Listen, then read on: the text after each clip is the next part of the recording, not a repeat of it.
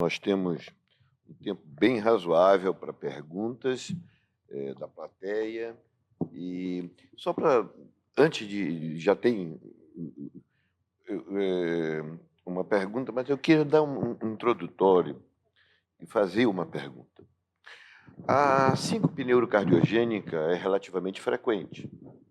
Aqui, nessa mesa, nós temos duas pessoas que têm síncope neurocardiogênica.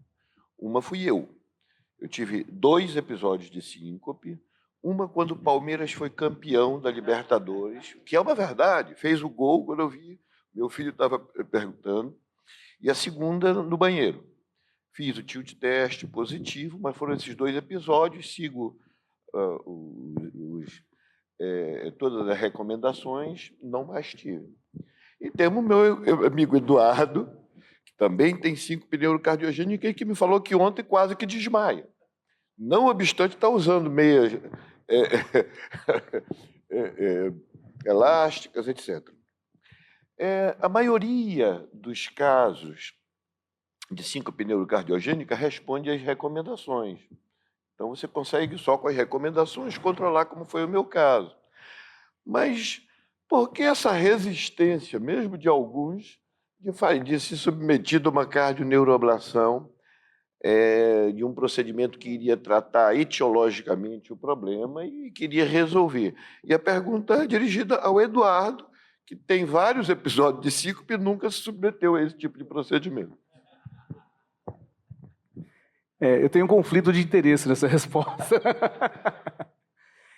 Assim, eu acho que qualquer doença, qualquer patologia, né, ela não pode ser entendida de uma maneira uniforme, universal, cuja conduta única seja aquela. Né? E os reflexos neuromediados, eles são extremamente complexos, com apresentações clínicas diversas, com evoluções imprevisíveis, paciente que tem síncopes repetidas, de repente, para.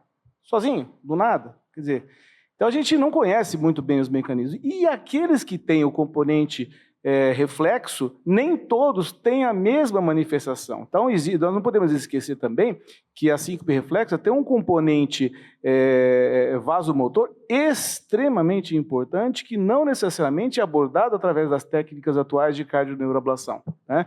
Existem algumas premissas que podem nos levar a isso. Então, eu não acho que a gente possa entender todo paciente com síncope como sendo um candidato a uma terapia como essa, e sim selecionar dentro desse grupo de pacientes aqueles cuja bradiarritmia, como a doutora Denise mostrou naquele slide, seja o fator fundamental causal da síncope e não necessariamente uma evolução tardia de um processo hemodinâmico que possa estar acontecendo. Então, acho que nosso papel como clínico, numa reunião como essa, aproveitar a experiência de grupos tão experientes como esse, é discutir dentro desse grupo de pacientes quais aqueles que de fato possam se beneficiar. Uma pergunta da plateia, iniciando Guilherme. Bom, queria parabenizar a mesa, realmente espetacular. Fazer um disclaimer, eu também tenho síncope vasovagal desde os 15 anos de idade, mas estou bem, graças a Deus, tranquilo, não estou pensando em nada mais invasivo. 2 perguntas bem rápidas. Para o Esteban, se nesse protocolo randomizado, os pacientes estão sendo estimulados com a técnica que o Dr. Pachon respondeu, ou se está só um procedimento puramente anatômico? E para o Pachon também, você mostrou esses resultados muito interessantes da fibrilação atrial com a estimulação do vago. A questão que eu vejo, os resultados que você mostrou, eles são muito superponíveis àqueles da literatura com crioablação e também com a PFA. E a PFA a gente sabe que não tem atuação, os gânglios autônomos são resistentes à eletroporação. Então, como é que você concilia esses resultados? Mas, mais uma vez, parabéns pela mesa espetacular. Bom, excelente pergunta. Se a gente tem que fazer um trabalho atual, que compare técnicas... Agora sim, melhorou? Eu acho que para fazer um trabalho randomizado, atualizado, utilizando tudo que tem de melhor para localização de alvos, temos que usar tudo que está disponível na literatura. Então, nós temos em todos os procedimentos, isso faz parte de um acordo entre os serviços. O Dr. Pachon disponibiliza alguém da equipe para todos os procedimentos, justamente para ele participa, em geral, o Etienne que tem vindo, mas isso pode variar ao longo do tempo, porque a gente vai randomizar por longos meses ainda, mas sempre tem alguém que nos auxilia na estimulação extracardíaca, justamente porque a gente está em fase ainda de melhoria da técnica, para a gente poder fazer isso de uma forma mais ampla, que todos os pacientes estudados tenham uma estimulação adequada dos dois vagos, direito e esquerdo, que seria o ideal. Então, sim, isso é realizado. E a localização intracardíaca dos gânglios também é feita com as 3 técnicas disponíveis na literatura, que são a técnica de anatomia presumida, a técnica de potenciais fragmentados, e para isso a gente tem a plataforma da Abbott, que dá um mapa de fragmentação, e a gente usa também a estimulação evocada local. Então, tudo isso é realizado em todos os pacientes. Paixão. Obrigado pela pergunta, Fenelon. Veja, por exemplo, o PFA é uma técnica de... isso aqui está... Eu gostaria de poder ver as pessoas. O PFA é uma técnica que está começando agora para a ablação da fibrilação atrial. Particularmente, claro, isso tem muita coisa ainda por vir, tem muita coisa para se aprender. Particularmente, eu considero que o grande benefício do isolamento das veias pulmonares é a cardioneuroablação, porque quando você tenta fazer a ablação extensa das veias pulmonares, você provoca uma cardioneuroablação. Você está eliminando muitos gânglios parietais, que nós temos praticamente no coração, no átrio, 2 tipos de gânglio. Os gânglios mais ancestrais, que são gânglios de células pós-ganglionárias que estão na parede do átrio, são do que nós consideramos do tipo 1. E do tipo 2 são os gânglios, que são os grupos de células aderidos no epicárdio. Esses vieram depois na evolução das espécies. Esses segundos têm simpático e parasimpático. Os primeiros só têm parasimpático. E nós consideramos que esses primeiros são os mais envolvidos na origem da fibrilação atrial. Quando nós fazemos um WACA, por exemplo, o isolamento da parede posterior, nós estamos fazendo uma grande denervação. E está muito claro que a denervação tem a ver com o sucesso da ablação da fibrilação atrial.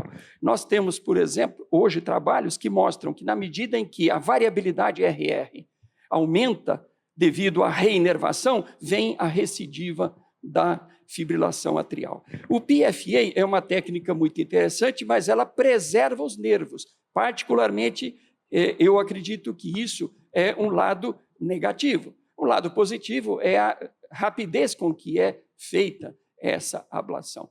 Mas eu sempre comento com os residentes, o melhor congresso é o terceiro, porque no primeiro tudo dá certo.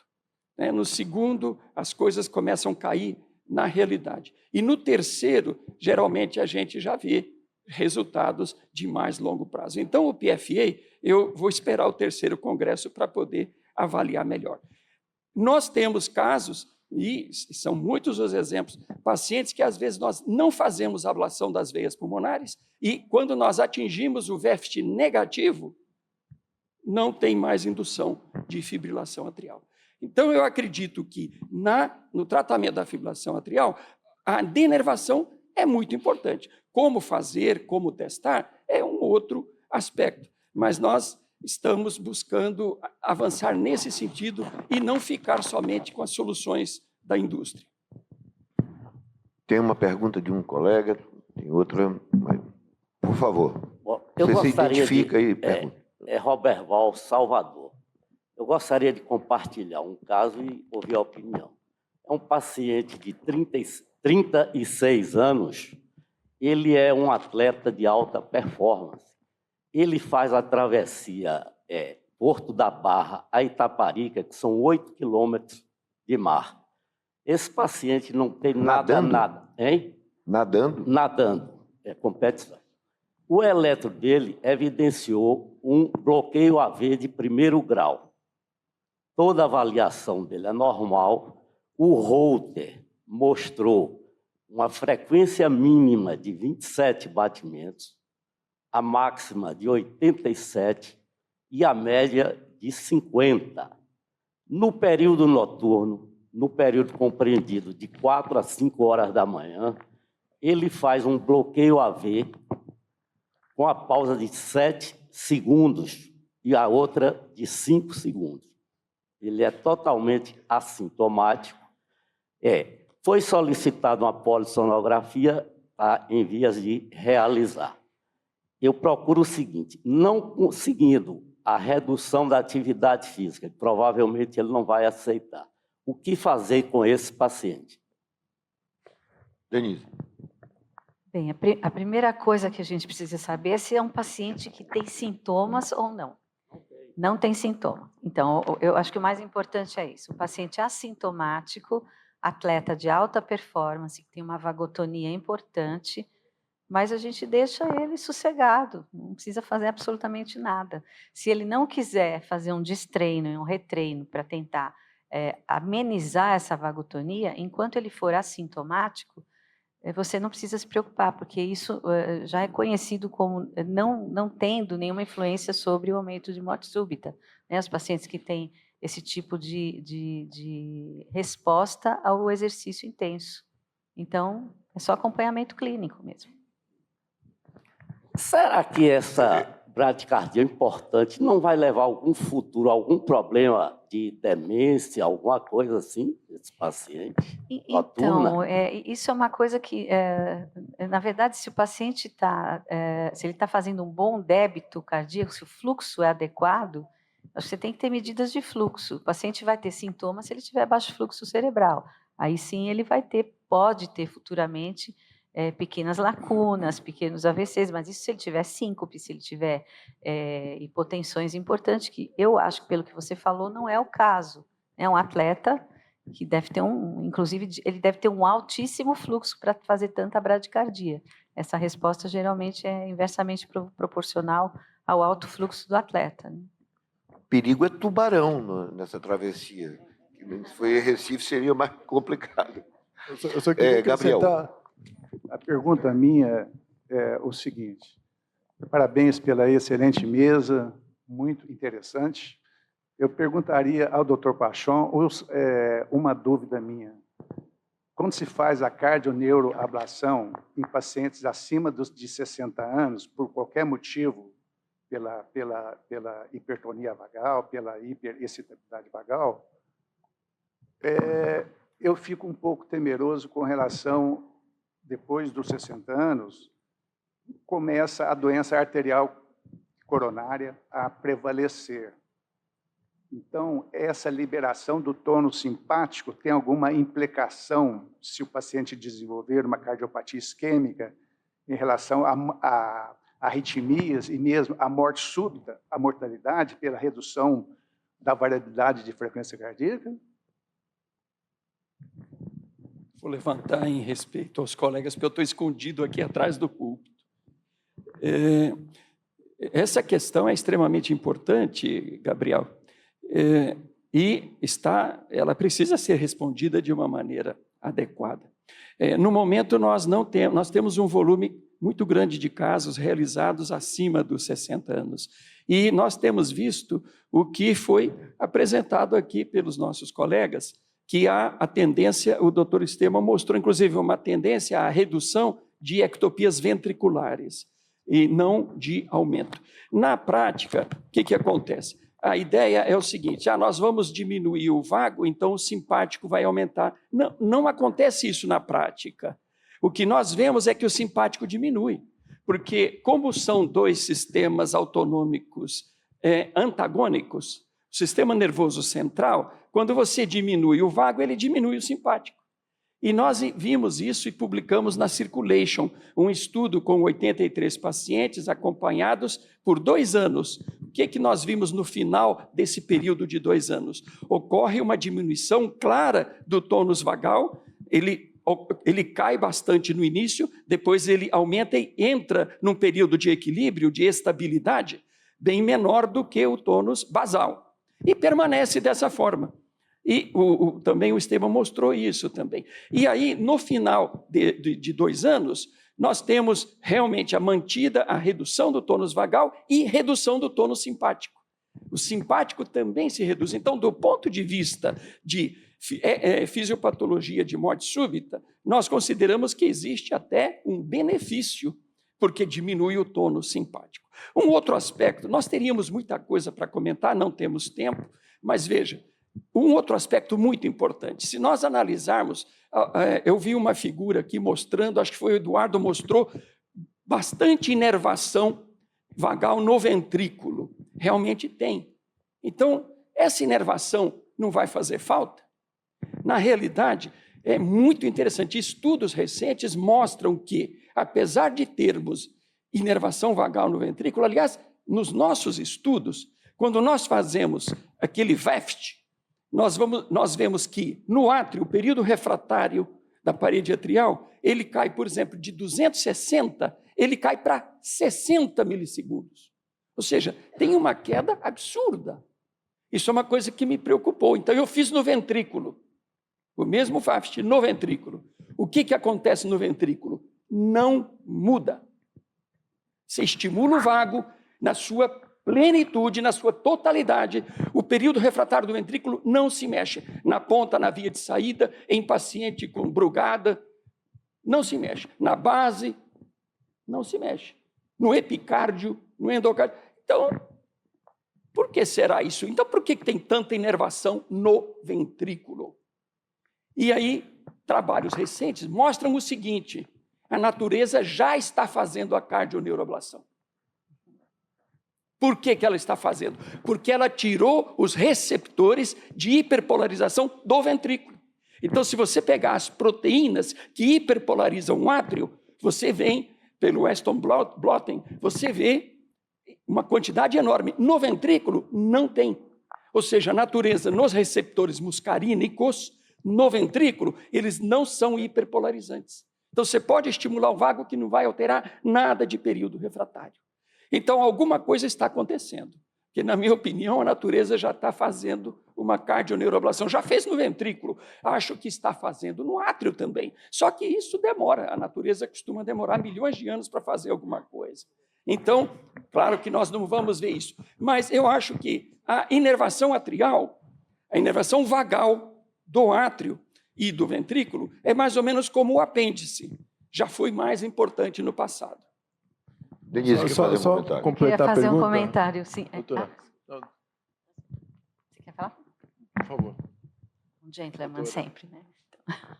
Então, eu tenho uma característica que eu acho que é importante, assim, nós temos dois aspectos aí no que você comentou. A medida da variabilidade da frequência cardíaca e o aumento do tônus simpático como um método de avaliação de alto risco de morte súbita é uma medida indireta, porque é uma medida de doença miocárdica, de uma disfunção ou um desarranjo eletrofisiológico que mata fibras ventriculares parasimpáticas, mas aí é uma doença local do ventrículo que você está medindo indiretamente como uma alteração da variabilidade do RR. Então, essa questão, a gente conversava bastante a respeito disso, né? Você está mexendo no átrio, mudando o tônus do átrio, mas você não está destruindo fibra ventricular. Se a doença isquêmica acontecer, ela provavelmente vai ter o mesmo papel que ela teria se você não tivesse feito a ablação do átrio. E outra coisa também, recentemente foi descrito, não tão recentemente, mas que o coração tem um cérebro intrínseco, que é chamado o Little Brain of the Heart, que é completamente independente do sistema nervoso autônomo. Nós temos isso também no coração. Então, o coração tem algumas reações locais, principalmente o ventrículo, que dependem desses neurônios intrínsecos do miocárdio e que não se conectam com os gânglios extracardíacos. Então, eu acho que tem muito mais coisa para a gente aprender a respeito dessa integração neurocardiológica do que a gente sabe por enquanto. Eu só queria aproveitar que a Denise tocou num assunto importante. Eu acho que isso é fundamental. Vejam que nós temos o que nós chamamos primeiro neurônio, segundo neurônio e o terceiro neurônio lá no bulbo. Cada vez mais, Denise, através de mapeamentos detalhados, nós procuramos eliminar o primeiro neurônio sem tocar no segundo. O segundo é o gânglio. E todo mundo fala, vamos eliminar os gânglios. nós gostaríamos de fazer a cardioneuroablação sem eliminar os gânglios, eliminando somente o último neurônio, que é o mais primitivo, parietal, mudando o tônus e pronto, não precisa mais do que isso. Então, do ponto de vista prático, hoje nós procuramos atuar nos ninhos de fibrilação atrial sem atuar nos gânglios, pelo menos cada vez mais procuramos fazer isso, e a estimulação vagal tem ajudado a chegar nesse ponto. Estevão. Não, apenas um comentário sobre a proarritmia ventricular e o risco de morte súbita, que é uma questão fundamental, sempre revisitada. A gente publicou recentemente um editorial no High Reading que tocava nesse assunto, e é um assunto que atualmente ganhou uma relevância diferente por causa de estudos indiretos nesse assunto que envolvem fibrilação atrial em cardiopatas.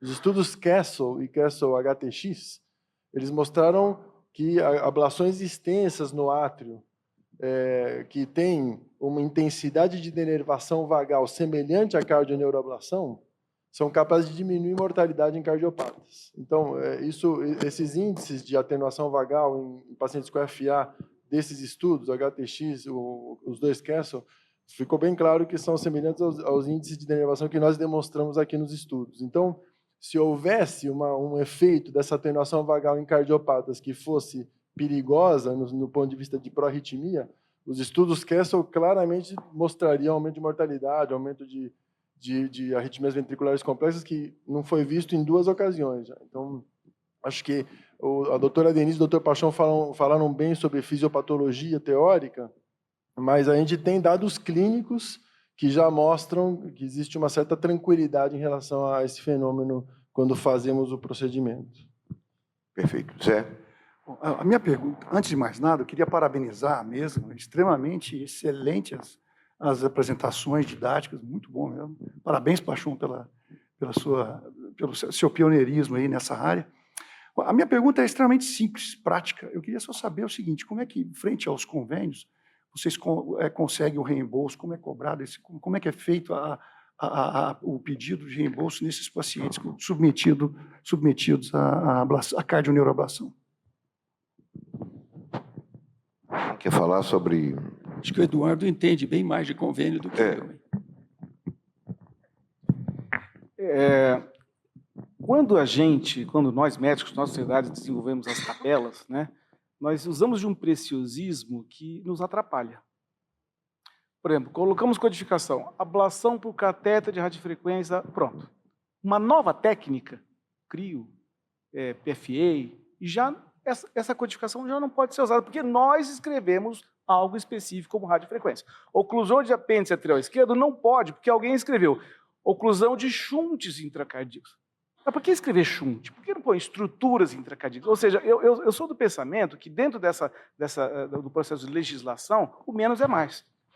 Essa especificação demais a gente acaba perdendo. Então, quando eu utilizo a codificação para ablação por catéter, tem uma codificação, ablação de fibrilação atrial. Não use essa.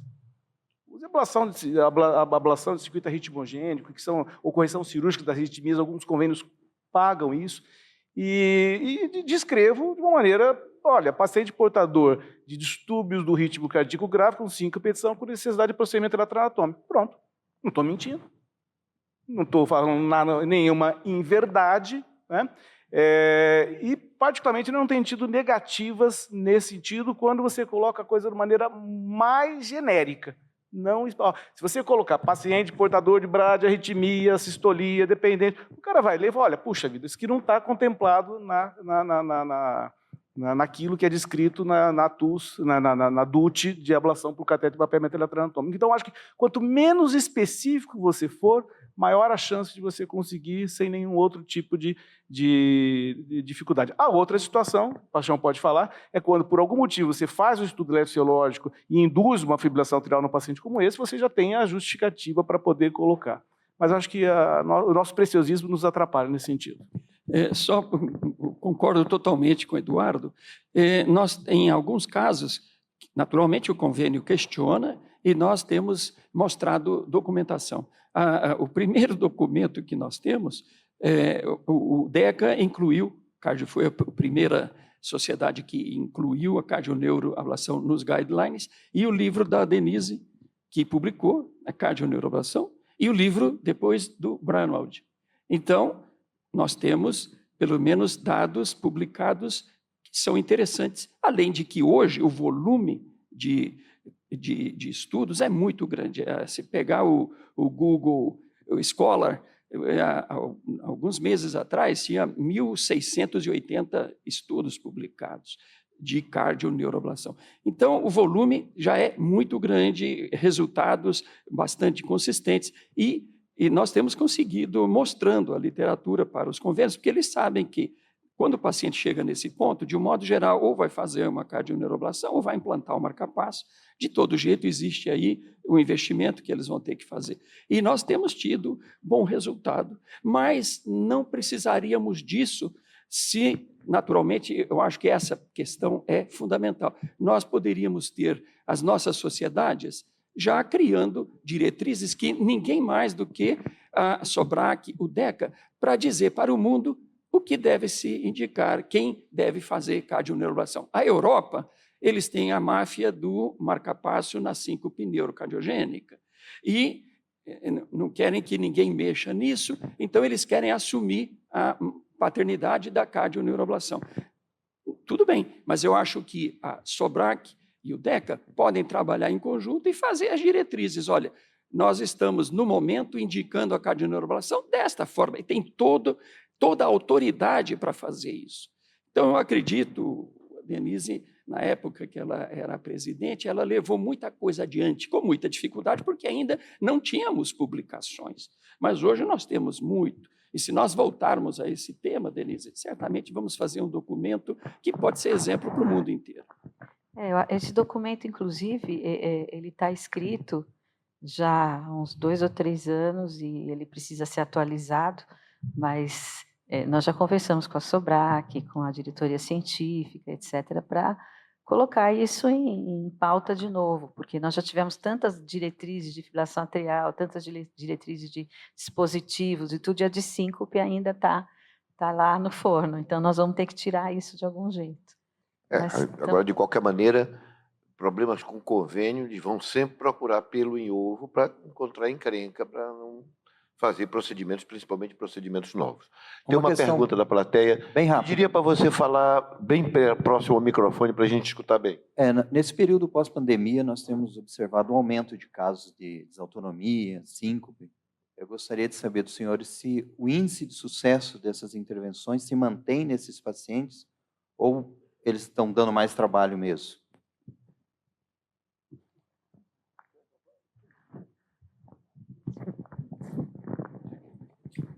Esse é um aspecto muito importante. E agora acabou de sair uma publicação no Harrison Journal, onde o autor descreveu síncope neurocardiogênica que se tornou refratária depois de Covid. E a solução que ele encontrou foi fazer a cardioneuroablação e mostra um resultado bastante positivo. Poderia ter colocado o marca-passo, já que eu considero que a cardioneuroablação é um método de opção, tanto para o paciente como para o médico. Ela não simplesmente, não é que ela vai se contrapor ao marca-passo, ela vai ser uma opção a mais para o tratamento que depende de uma decisão conjunta de bom senso. E o que eu acho que, aproveitando a tua pergunta, tem havido, dá a impressão que doenças inflamatórias, principalmente a COVID, que é inflamatória vascular, podem agravar essa situação.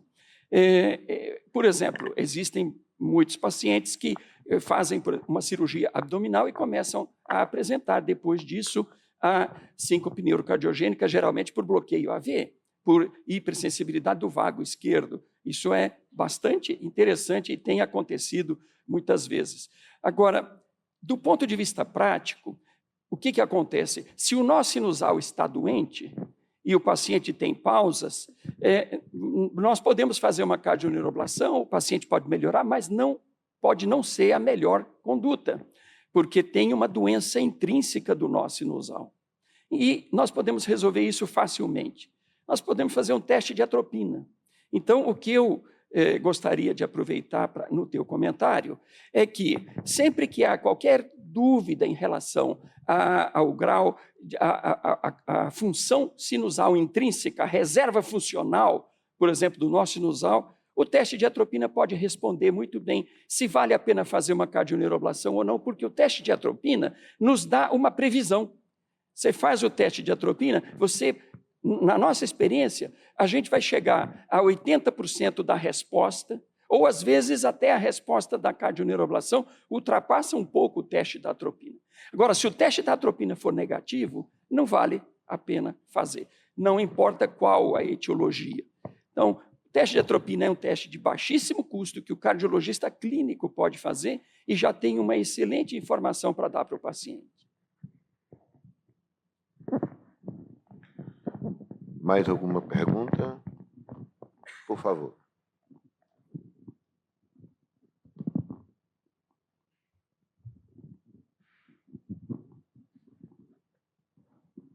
Obrigado.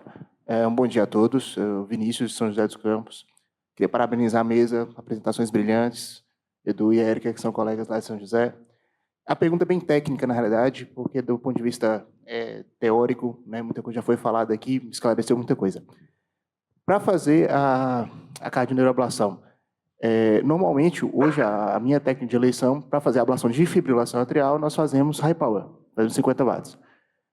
Para fazer a cardioneuroablação, vocês mantêm 50 watts, reduzem para 30 watts? Como é que vocês fazem?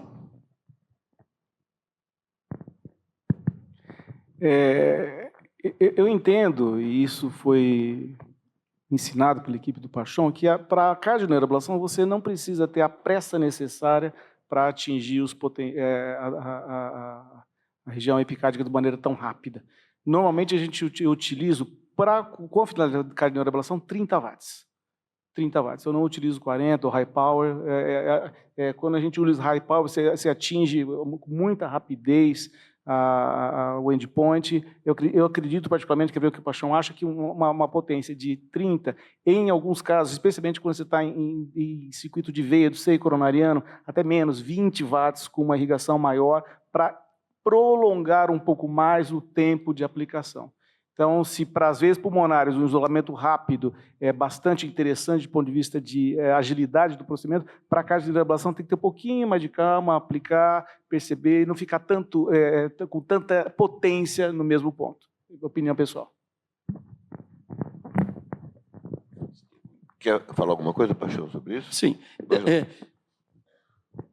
Esse é uma questão importante e que realmente a nossa posição é que ainda não está totalmente, não tem uma resposta completa ainda. Nós estamos usando, basicamente, um padrão que aprendemos com a ablação da fibrilação atrial. Mas eu acho que tem muita coisa que poderemos fazer para otimizar o procedimento, e o envolvimento de todos é muito importante. A cardioneuroablação, em 98, era um procedimento de um grupo. Hoje é um procedimento coletivo, e estamos cada vez aprendendo mais. Então, veja, nós temos, nós podemos cortar o vago, né? E aí nós vamos ter, certamente, uma boa denervação. Só que o vago tem milhares de funções, em todas as vísceras, é o maior nervo que nós temos, e, naturalmente, nós não podemos fazer isso, né? Mas nós podemos descer, nós podemos tirar os gânglios. Eu acho que isso não é a melhor alternativa, porque os gânglios são estruturas mais nobres. E, finalmente, nós temos a última interface, que é o ninho de FA, que é onde a inervação se distribui e começa a ter os contatos com as células. Entretanto, o coração não tem a placa motora. Aliás, por isso provoca a fibrilação atrial, porque ele não tem a placa motora. Na célula muscular, a acetilcolina de uma fibra vai para uma célula muscular.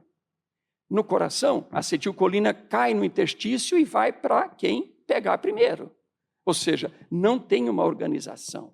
Esse tipo de terminação é extremamente arritmogênico. E aí, por que não fez uma placa motora no coração? Porque no coração a inervação ela é só moduladora, ela não é causa-efeito. Ela só modula, não precisa ter resposta 1 para 1. Então, A natureza estava difícil, ela criou um nó AV e pronto, resolveu o problema. Então, eu acredito que a questão da energia é muito importante. Por quê? Eu acho que nós precisamos, cada vez, eliminar a última interface e evitar a segunda, que são os gânglios, e, naturalmente, nunca lesar o vago. Então, a ideia é caminhar no sentido oposto. Tem muita gente falando, a ablação dos gânglios. Não é a ablação do... Quando nós publicamos o trabalho, era a ablação dos ninhos de fibrilação atrial. Naturalmente, fazíamos um reforço na região dos gânglios, porque lá tem muitos ninhos. O volume de ninhos é maior. Mas, se nós tivermos uma energia melhor, um catéter melhor, um mapeamento melhor, certamente nós vamos chegar daqui a algum tempo a uma ablação com menor energia, sem lesar os gânglios. Nós utilizamos, assim como o Eduardo, 30 watts, não passamos disso, porque não queremos chegar muito no epicárdio. Só um último comentário bem técnico. Existem algumas regiões mais críticas na anatomia que envolve a cardioneuroablação, especialmente a que foi demonstrada aqui na última apresentação, que é a junção átrio-caval. Essa é uma anatomia complexa, e existem várias estruturas que a gente tem que preservar. O frênico passa ali, tem a artéria pronossinoatrial que está ali, às vezes o esôfago passa ali perto. Então, sempre na região septal posterior da junção átrio-caval, baixar a potência é importante. Estimular frênico, determinar o trajeto do nervo frênico para baixar a potência justamente nessa região, a gente sempre faz. E se você estiver próximo do esôfago também, ou seja, cuidar dos semelhantes ou da fibrilação atrial nesse aspecto. Denise, esses dias eu atendi no consultório um paciente que eu achei interessante. Ele revelou que toda vez que ele tem um riso extenuante, riso muito prolongado, ele tem síncope. Você tem observado isso? Bom, aí a gente tem uma hipótese ótima, né? Porque a síncope pelo riso, pelo estímulo positivo, ontem nós até falamos sobre isso na mesa de síncope, fisiopatologia e tudo. Geralmente é a narcolepsia com cataplexia, não é uma síncope relacionada ao sistema nervoso autonômico. Então é muito típico, o paciente está rindo, e ele tem a síncope. Então você precisa estudar antes, precisa abordar se ele tem ou não narcolepsia. É uma outra fisiopatologia, na maioria das vezes. Na maioria das vezes. E não contar piada para esse cidadão. Mas eu tenho uma última pergunta, Paixão, para você. Está acabando nosso tempo. Como toda técnica nova que você propôs, e era pioneiro, ainda necessita de uma homogeneização da técnica. Quer dizer, você tem proposto, mas tem outros que fazem de outra maneira, etc. Mas existem vários objetivos da cardioneuroablação, a síncope neurocardiogênica, da bradicardia vagotônica, e você falou na fibrilação atrial.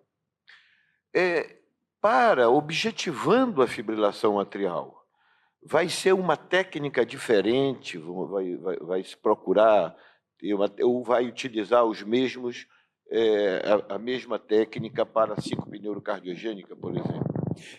Silas, não, eu acredito que esse é um aspecto muito interessante. Nós estamos agora publicando no Harrison Journal exatamente esse aspecto. Nós consideramos que, com a estimulação vagal, nós temos 3 domínios vagais. Né? Um domínio é o nó sinusal, o outro é o nó AV e o outro é a parede atrial. E nós podemos, com a estimulação vagal, estudar cada um deles. O nó sinusal, por exemplo, nós estimulamos o vago e tem a sistolia. O domínio AV, nós estimulamos, fazemos pace atrial, e aí estimulamos o vago, tem bloqueio AV. E a parede atrial, nós fazemos extraestímulo durante a estimulação vagal. E aí nós vamos ter 2 coisas, redução do período refratário e indução de fibrilação atrial em todos os pacientes. Então, nós temos utilizado a técnica buscando atuar em cada um desses domínios. Então, o que o paciente tem? Ele tem, a Denise mostrou, tem um paciente que faz bloqueio AV total e não tem redução da frequência sinusal. Então, esse paciente, o que nós precisamos é atuar no segundo domínio do nó AV. Então, nós vamos estimular o átrio, estimular o vago. Aí, ok, tem bloqueio AV, reproduzimos o bloqueio e agora nós vamos ablacionar a região da veia de Marshall, a região 3, do ponto 3, o ósseo do seio coronário e provavelmente, é muito provável que agora vamos fazer estimulação atrial e estimulação vagal e não temos mais bloqueio AV. Nesse caso, não precisamos avançar para todos os outros pontos. Nós estamos buscando fazer isso e até agora não estamos decepcionados, tá? Estamos tendo, mas veja, cada vez que a gente faz alguma coisa, nós temos que esperar.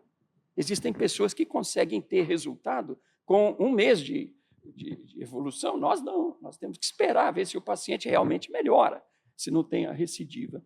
Então, eu acredito que para cada indicação, nós vamos atuar em 1, 2 ou eventualmente 3 domínios. Por exemplo, na fibrilação atrial, é muito interessante. Nós estamos publicando um trabalho onde os pacientes foram submetidos a, inclusive, cardioneuroablação, mas uma parte deles, 40%, ainda tinha VAFT positivo, ou seja, ainda induzia com extraestímulo.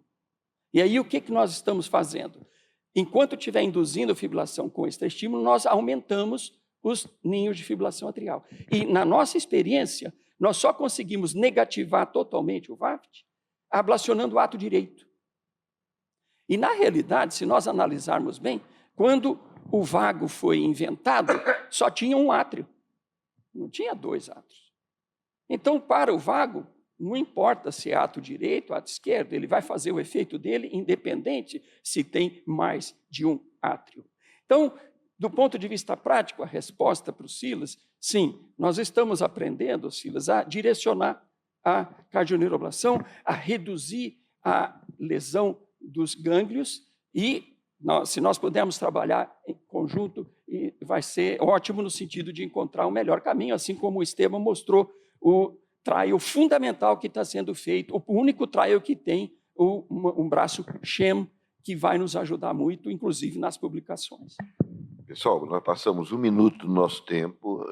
Desculpa, mas a gente tem mais tempo. Gostaria de agradecer a presença de todos e lembrar que a Sociedade de Cardiologia do Estado de São Paulo está propiciando que quem quiser doar a sua sacola para a população do Rio Grande do Sul, pode colocar, existe aonde recolher e... Aonde, desculpa? Lá na frente tem aonde se colocar, quem quiser doar, pode doar, que isso vai ser importante para a população do Sul, com tantos problemas que tem no Rio Grande do Sul. Muito obrigado a todos.